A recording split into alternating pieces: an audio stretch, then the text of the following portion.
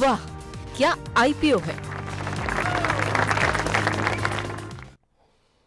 वाह क्या आईपीओ है। जी हाँ, आईपीओ को लेकर के बहुत सारे दर्शकों के सवाल भी आ रहे हैं, तो अपने सवाल आप इस सेगमेंट में भेजिए। आपके प्रश्नों का उत्तर देने की कोशिश हम करेंगे निश्चित रूप से। और हमारे इस सफ़र में हमारे हम सफ़र के बनने के लिए जुड़ चुके हैं अरुण मंत्री जी, फाउंडर मंत्री फिनमार्ट के, और रोज़ की तरह हमारे साथ शौर्य भी जुड़े हुए हैं। तो आप दोनों का बहुत बहुत स्वागत है। सबसे पहले शौर्य के पास चलते हैं और शौर्य से समझते हैं कि यहाँ पर आज जो आईपीओ बंद हो रहा है वहाँ पर क्या स्थिति देखने को मिल रही है, क्या नंबर्स कह रहे हैं, और आज आखिरी दिन इसमें पैसे लगाने चाहिए या नहीं लगाने चाहिए। जी आज तो एसएमई के आईपीओ खुले हुए हैं, जी पहले उन्हीं को डिस्कस कर लेते हैं। पहले उनको, फिर पहले तो ये बताइए जो आईपीओ बंद हुआ है वहाँ पे सब्सक्रिप्शन के आंकड़े क्या कुछ कह रहे हैं, माफ कीजिएगा जी। जो आईपीओ बंद हुआ है वो गो डिजिट, और गो डिजिट में अच्छा खासा सब्सक्रिप्शन देखने को नजर आया है। टोटल गो डिजिट 9.6 टाइम सब्सक्राइब होता हुआ नजर आया था, जिसमें सबसे ज्यादा सब्सक्रिप्शन हुआ है क्यूआईपी का। क्यूआईपी ने 12.56 टाइम सब्सक्राइब किया है, और रिटेल का सब्सक्रिप्शन रहा है 4.27 टाइम्स। वहीं अगर हम ग्रे मार्केट में नजर डालें तो थोड़ा हाल के टाइम में दोबारा एक पॉजिटिविटी नजर आई है, और अभी ग्रे मार्केट का प्रीमियम चल रहा है 26 रुपीज 272 रुपीज के प्राइस पर, यानी 9.56% का प्रीमियम। जी चलिए, तो ये बात यहाँ पर निकल करके आती हुई इस बीच जो है क्या कुछ आंकड़े कह रहे हैं वो तो शौर्य ने आपको बता दिए। आनंद राठी कह रहे हैं सब्सक्राइब कीजिए, स्टॉक्स बॉक्स का कहना है सब्सक्राइब करें, स्वास्थ्य का इन्वेस्टमेंट का कहना है सब्सक्राइब करें, मास्टर कैपिटल सर्विसेज में कहा है कि मध्यम अवधि के लिए आप सब्सक्राइब कर सकते हैं। अरुण जी हमारे साथ मौजूद हैं। सर, गो डिजिट में जिन लोगों ने पैसे लगाए हुए हैं और उन्हें क्या करना चाहिए, क्या लिस्टिंग के दिन निकल जाना चाहिए या फिर इसको लंबी अवधि के लिए होल्ड करना चाहिए, और जो लोग चूक गए हैं या जिनको अलॉटमेंट नहीं मिलती है तो क्या उनको सेकेंडरी मार्केट पे जो है खरीदना चाहिए। अरुण जी सुन पा रहे हैं आप? जी good afternoon Vipul. Very good afternoon sir. Vipul ji देखिए मुझे लग रहा है ओवरऑल लिस्टिंग म्यूटेड होनी चाहिए, और जिन किसी को भी अलॉटमेंट हुआ है मुझे लग रहा है एक बार का प्रॉफिट बुक जरूर करें। ओवरऑल मुझे लग रहा है लिस्टिंग के बाद एक बड़ा आपको कह सकते हैं फॉल देखने को मिल सकता है। उस फॉल में मुझे लग रहा है एक बार की प्रॉफिट बुक जरूर करना चाहिए। चलिए, तो एक बार के लिए प्रॉफिट बुकिंग यहाँ पर देखने को मिल सकती है, ये सलाह निकल करके आ रही है। तो क्या उस अगर गिरावट आती है सर, तो क्या उस गिरावट में खरीदना चाहिए या दूरी रहना चाहिए अभी इससे? बिल्कुल जी, अच्छे ऑप्शंस ऑलरेडी है मार्केट में, तो मुझे लग रहा है फिलहाल दूर रहने की सलाह रहेगी, क्योंकि वैल्यूएशन थोड़ा अनकंफर्टेबल नजर आ रहे हैं। इसलिए मुझे लग रहा है एक बार बड़ा करेक्शन आ जाता है मार्केट में और स्टेबिलिटी आती है तो देन वापस बाई करेंगे। जब तक मुझे लग रहा है एक बार का अवॉइड करके चलें। ठीक है सर। तो ये राय निकल करके आती हुई कि अगर कुछ प्रीमियम आपको मिल जाता है तो अच्छी बात है, आप लोग निकल जाइए प्रॉफिट लेकर के। उसके बाद एक बड़ी गिरावट हो सकती है, फिर वहाँ आगे चल के देखा जाएगा क्या करना है क्या नहीं करना। आप लोग अपने प्रश्न पूछ सकते हैं। इस बीच बड़ी संख्या में दर्शक सर इंडिजीन के बारे में जानना चाह रहे हैं कि जिन लोगों को अलॉटमेंट हुई थी, सौमिक डे जी कह रहे हैं मुझे मिला हुआ है, कब मुझे निकलना चाहिए इंडिजीन से। इंडिजीन पे क्या व्यू है सर आपका? देखिए अगेन विपुल जी, जब भी लिस्टिंग हुई थी, जब भी एक आधा की लिस्टिंग डे के दिन ही निकल जाने की राय थी।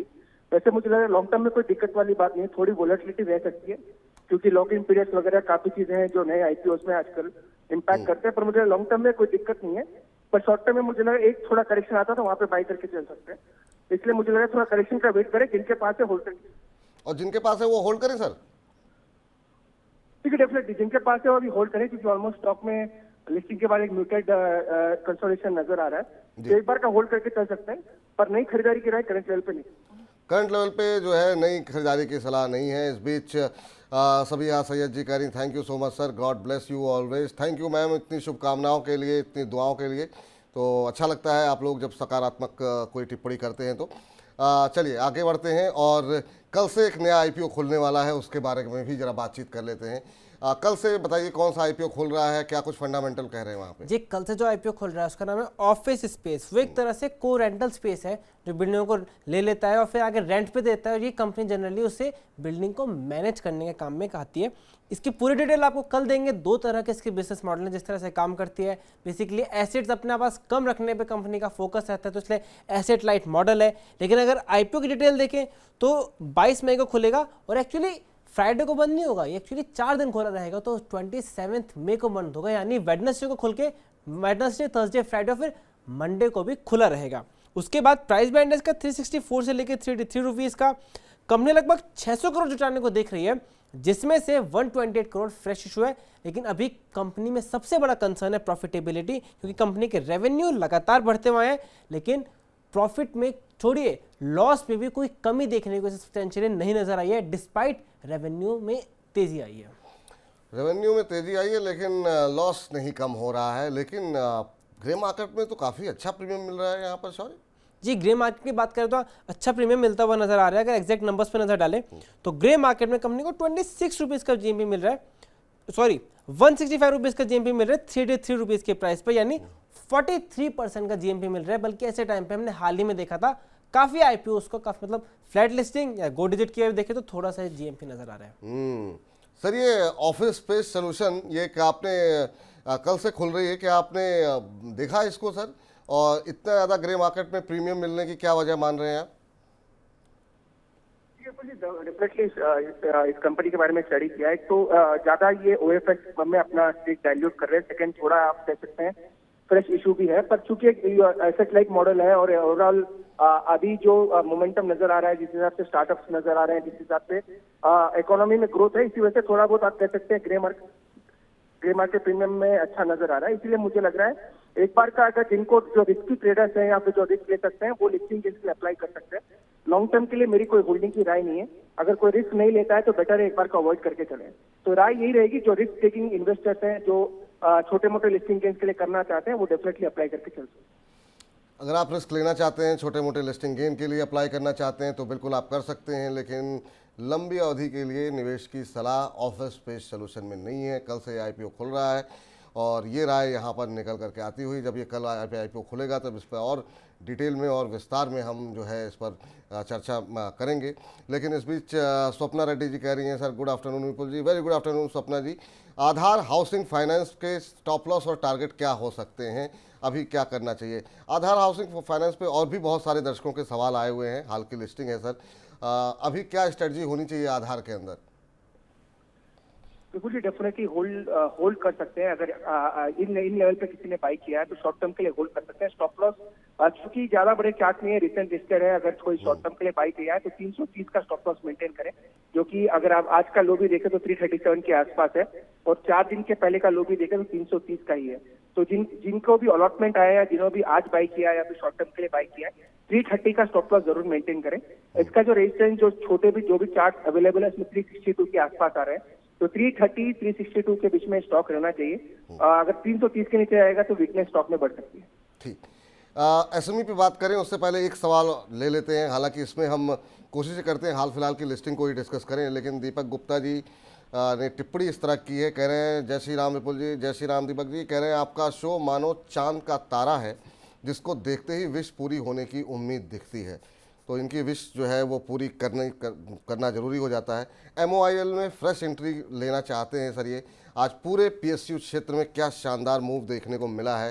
अभी मॉयल पे क्या राय रहेगी? लेकिन मॉयल में आज दबाव है करीब 3.25% नीचे, फ्रेश एंट्री करना चाह रहे हैं, क्या करना चाहिए सर?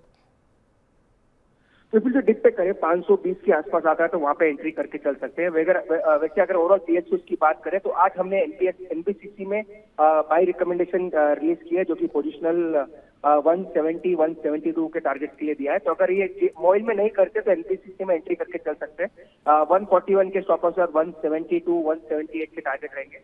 तो मॉइल में थोड़ा वेट करें, 520 के नीचे आता तो बाई करें। अगर कोई दूसरा स्टॉक PSUs में बात करें तो NBFCC में मुझे लग रहा है ब्रेकआउट आया है और 170 के टारगेट के लिए इसको बाई करके चलते हैं। 178 के टारगेट के लिए आज 0.4% ऊपर है, 149.50 के आसपास का भाव है, तो यहाँ से भी आपको ठीक ठाक अपसाइड मिल सकता है। तो 178 रुपये के लक्ष्य के लिए आप खरीदारी करके चल सकते हैं NBCC के अंदर। शौर्य के पास चलते हैं फटाफट, और शौर्य बताइए जरा SME क्षेत्र में क्या हालचाल देखने को मिला? जी, SME क्षेत्र में 2 IPO है। एक IPO में 375 टाइम सब्सक्राइब हो चुका है, जिसमें GMP चल रहा है हमें 127% का जो है रुलका इलेक्ट्रिकल्स। लेकिन जो दूसरी कंपनी है हरिओम आटा स्पाइसेस, वो अपना आप में एक बहुत ही इंटरेस्टिंग केस बनता आ रहा है। उसका सब्सक्रिप्शन पर नजर डालें तो आप खुद डाइजेस्ट करने में मुश्किल हो। लेटेस्ट आंकड़ों के हिसाब से 1300 टाइम्स सब्सक्राइब हो चुका है, 1307 टाइम्स सब्सक्राइब हो चुका है ये। और ग्रे मार्केट में नजर डालें 48 रुपीज के प्राइस पर 111 रुपीज का प्रीमियम, यानी 231% का प्रीमियम, जबकि कंपनी है हरिओम आटा स्पाइसेस, जो स्पाइसेस इंडस्ट्री में है उसमें दिक्कत आ रही है, और आईपीओ का साइज भी है केवल 5 करोड़ रुपए का। सर ये जो धमाकेदार जो सब्सक्रिप्शन और उसके बाद से लिस्टिंग, ये जो सेबी की तरफ निगाहें अब पैनी हो रही हैं, ये कितनी मुश्किल बढ़ा सकती है एसएमई क्षेत्र के लिए? क्योंकि जिस तरीके से हम देख रहे हैं कि काफ़ी शानदार जो है सब्सक्रिप्शन के आंकड़े देखने को मिल रहे हैं, और वो भी ऐसे टाइम पे जब स्पाइसेस को लेकर के दुनिया भर में भारत के मसालों को लेकर के चर्चा हो रही है। आप कैसे देख रहे हैं हरिओम आटा को? देखिए विपुल जी, आपने सही कहा। अगेन एसएमई सेगमेंट में अगर आप फ्रैंकली बात करें तो हमने दूरी बनाने की ही सलाह दी है। जिन्होंने भी बाई किए हैं, जिन्होंने भी आईपीओ में अप्लाई किए हैं, most of the time IPO के अलॉटमेंट आ नहीं रहे, क्योंकि सब्सक्रिप्शन के आंकड़े काफी बड़े हैं। अगर आते भी है तो क्लियरली यही सलाह दी है कि एक बार का प्रॉफिट बुक करके निकल जाए। और कई नए आईपीओ में भी अगर कोई लगा रहा है, जैसे अगर हरिओम में लगा रहा है या फिर उल्का इलेक्ट्रिकल में लगा रहा है, तो सेम यही सलाह रहेगी, अगर आपको आईपीओ मिलता है तो लिस्टिंग डे के दिन ही निकल जाए। चूंकि रेगुलेशन मुझे लग रहा है जैसे ही 1-2 महीने और निकलेंगे रेगुलेशन आने चाहिए। स्पेसिफिकली एफ&ओ ट्रेडिंग में भी मुझे लग रहा है रेगुलेशन आएंगे। सेकंड, एसएमई सेगमेंट में भी एक बड़ा रेगुलेशन आपको आता हुआ नजर आ सकता है, क्योंकि सेबी ने ऑलरेडी कहा है कि ये दोनों ही सेगमेंट पे उनकी नजर भी है। तो मुझे लग रहा है एक बार का जिन्होंने भी आईपीओ में अप्लाई कर दिया है, जिनके पास भी है, एक बार का प्रॉफिट जरूर बुक करें। लॉन्ग टर्म होल्डिंग की सलाह किसी भी एसएमई सेगमेंट में नहीं है। और जहां तक इन दोनों स्टॉक्स की बात है, रुल्का इलेक्ट्रिकल मुझे लग रहा है इनमें एक अच्छे लिस्टिंग केस बन सकते हैं, तो वहां पे अगर कोई अप्लाई करना चाहता है तो कर सकता है, और प्योरली लिस्टिंग डे के दिन निकल जाने की रहेगी। लिस्टिंग डे के दिन निकल जाने की सलाह है, यहाँ पर रहेंगे, फंस सकते हैं, ये सलाह निकल करके आती हुई। और अब जल्द ही जो है एसएमई क्षेत्र को लेकर के सख्ती बढ़ने वाली है, तो इसलिए जो है मानसिक रूप से इसके लिए तैयार हो जाइए। अरुण सर, बहुत बहुत शुक्रिया, बहुत बहुत धन्यवाद आपका सर, आईपीओ बाज़ार पे अपनी बेबाक राय रखने के लिए, और निश्चित रूप से जो हमारे दर्शकों को जो है बताने के लिए कि क्या रणनीति उनकी आईपीओ बाज़ार पे होनी चाहिए। बहुत बहुत धन्यवाद आपका। शौर्य, आपका भी बहुत बहुत शुक्रिया ये तमाम अपडेट्स हमारे दर्शकों तक पहुँचाने के लिए। तो फिलहाल के लिए वाह क्या आईपीओ है के साथ साथ हम अपने खास कार्यक्रम हेलो मरीना इन मेरा सवाल है को भी यहीं समाप्त करते हैं। वाह क्या आईपीओ है।